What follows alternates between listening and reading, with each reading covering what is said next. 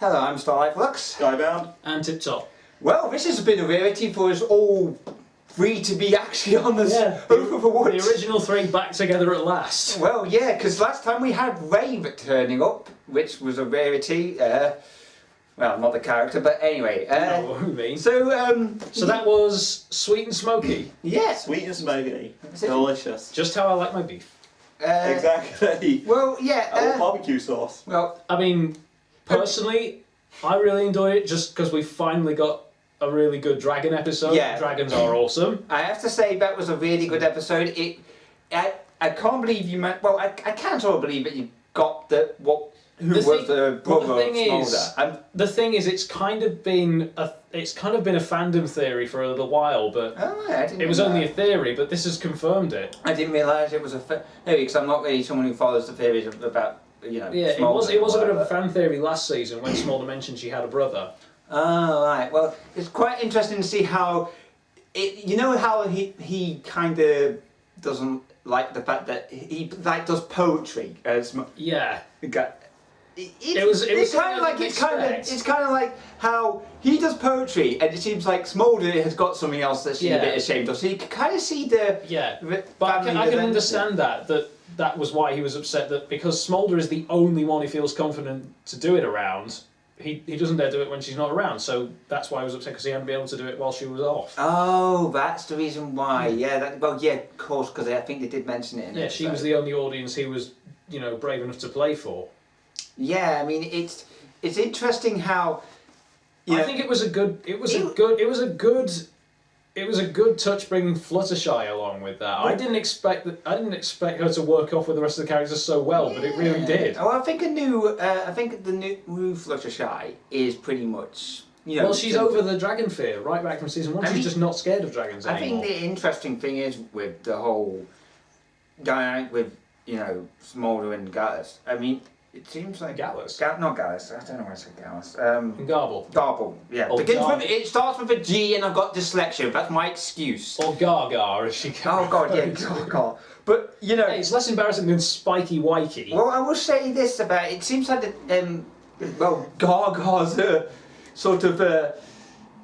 It seems like this whole scenario sort of reminded me a bit like how the movie Grease went out. Putting something on to try and fit in. Yeah, I mean, basically, the whole putting, because that was more to impress somebody more. To avoid getting laughed at by the other guys were dicks. Yeah, well, to be fair, the other dragons were dicks, to be honest. That's just the way a lot of them were to begin with. So. Yeah, and I found it interesting that all the time they were mucking about and screwing up things by taking the rocks away. Yeah, and it all played into it, yeah. And it was all nice how it all came together. Really. I suspected the laughter fire. I suspected the laughter fire was going to come into it. They wouldn't have. Tefrot's gun. They wouldn't have brought it. Tefrot's gun. It's basically if there's a gun on the up on a mantelpiece, or in one act. It's there for a reason. It's going to get used. Well, yeah, exactly. That's basically, or as most people just call it, foreshadowing. Yeah, it's basically foreshadowing. But the point is, there shouldn't be unnecessary stuff brought up. Yeah. So in other words, if that was unnecessary, they wouldn't have brought it up. So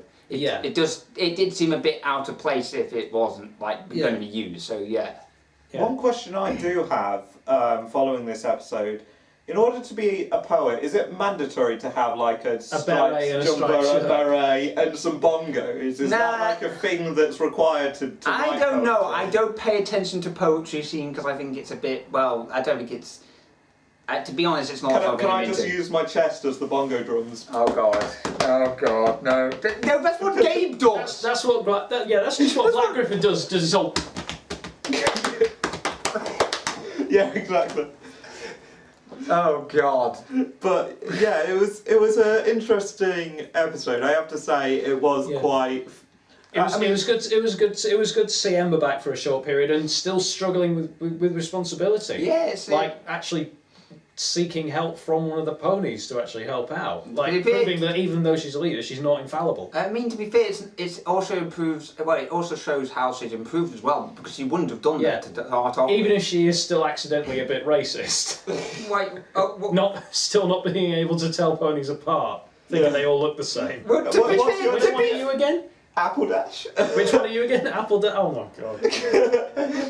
Yeah. To be fair, it's like the first time sometimes gets people's names wrong. It was more about the names more than the actual. She got the names wrong rather than the actual species. Yeah. To be honest, if they were. It's not as bad as last time. You're both purple ponies with purple hair. To be fair, she kind of has a point. Yeah, true. Oh my god. Technically, she was true. Technically, she was true. But like, The wrong kind of technically, but still. But no, it's. I mean, any episode with dragons in it is a win for my book because dragons are awesome, in my opinion. I can't wait until if they're going to go down this sort of theme of having at least one episode. Yeah, of all the main six. I can't of the not main six. You know, student The six. student six. I can't wait until Ocellus's episode comes on. Yeah. I really can't. I did have a feeling that when a couple of weeks ago they had a Yona-centric episode, I had a feeling that this was going to result in all the student six having their own episodes, and this lends more to that theory. And I'm willing to bet that all these episodes will tie in the final episode. Maybe. And then all those episodes we thought were just filler turn out not to be filler. Well, I don't know, because it was two very different things. Like, Smolder's episode here has been more about, it's been more about helping someone else out. With Yona, it was just about, being comfortable with her own self. I can see them. I don't know. We'll have to see how the season goes, because you're just like you say, you're just waiting with bated breath for the Ocellus episode. Yes. Likewise, Please let there be an episode of Age. Likewise, I'm waiting with bated breath for the Silverstream episode. I think the actual kind of lesson behind the episode was quite a solid one, really. Like it was quite a relatable one for Don't be kids afraid of being embarrassed for being yourself. People essentially, yeah.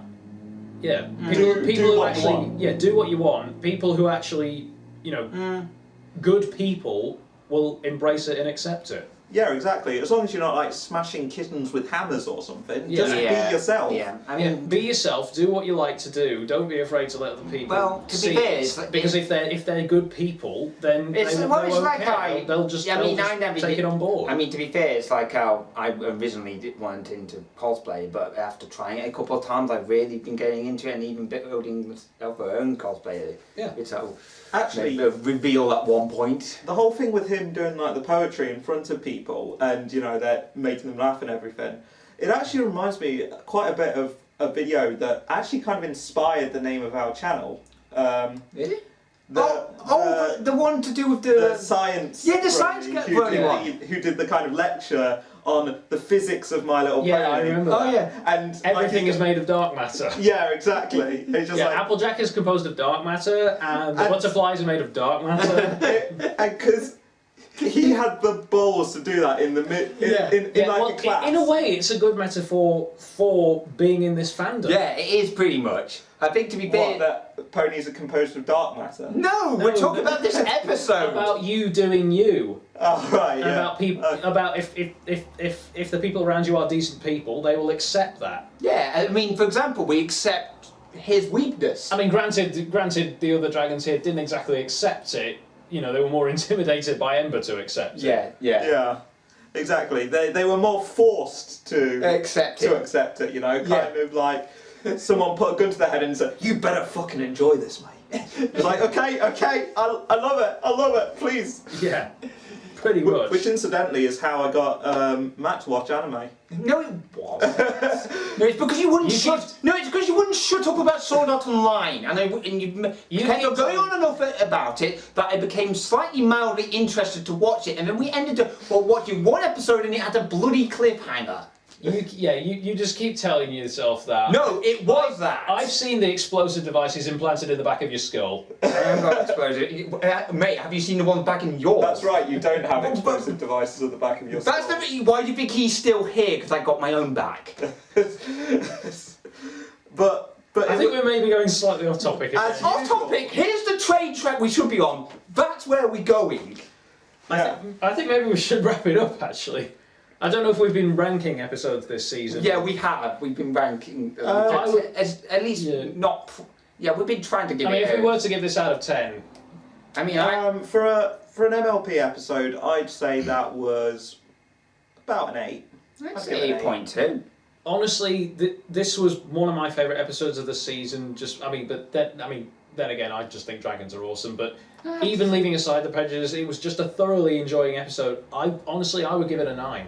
Okay. I'd give it a 9. Oh, okay. Well, that's our thoughts. To be fair, you are kind of more biased towards the dragon bit, but yeah, I can understand that. When the this episode comes on, I'm reserving my right to give it a 9 because of what you just said. Well, yeah, granted, Silverstream and Smolder are my 2 favourite student characters. So maybe you should give it less than 9 then. No, but evenly. Well, Smolder. Because you're going to give it. Well, in fairness, Smolder didn't feature too heavily in this. Okay, fair enough. More just as a good piece of entertaining episode. I give it a very high score.